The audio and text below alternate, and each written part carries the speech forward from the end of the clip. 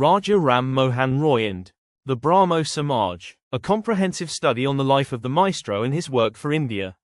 Blue House Group 1. The team: Ron Das Mahapatra, Team Leader. PPT and Speech: Somyadip Chatterjee, Technological Enthusiast. Kusani Chakraborty, Artist, Decorator. Arista Roy, Speech: We extend our heartiest gratitude towards our ex-history teacher, Chandrima Ma'am, who introduced us to this lovely subject, and our current, ever-smiling, teacher Shweta Ma'am, for assigning us this very interesting project and for taking us deeper into the subject and for putting up with his hooligans, and for many more reasons that will take us more pages than this entire presentation to jot down. We also express a very heartfelt thanks to our school, the Future Foundation School, and to our dear parents and family members, who have stood by our side throughout this presentation and have provided the positive criticism which allowed this project to reach this desired level of perfection. Thank you, once again, to all of you.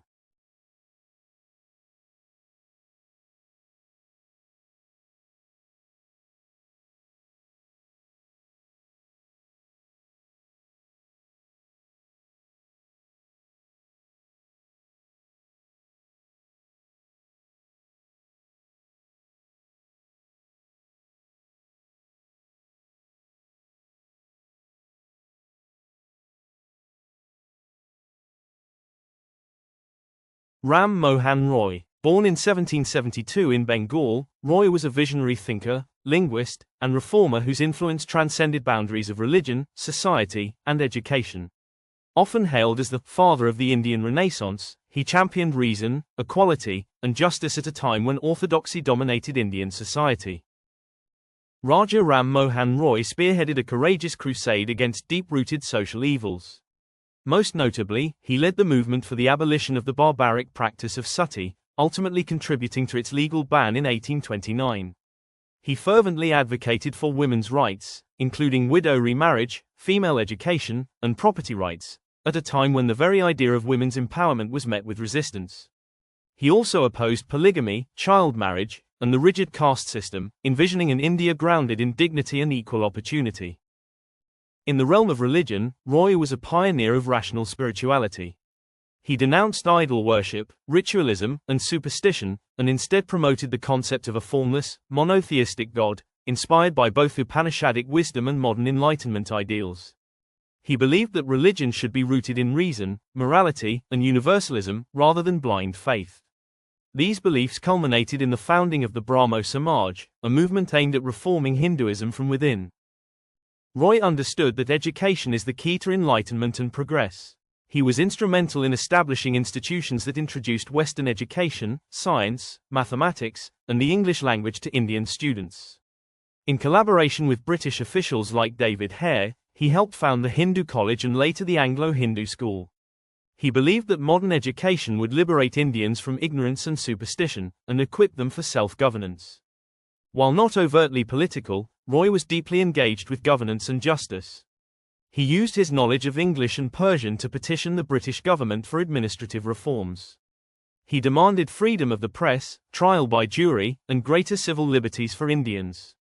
His political thought laid the intellectual foundation for constitutionalism and modern Indian nationalism, long before the emergence of mass movements. Founded in 1828, the Brahmo Samaj was the institutional embodiment of Roy's reformist ideals. It was not merely a religious group, but a socio-religious reform movement dedicated to moral upliftment, social justice, and interfaith harmony.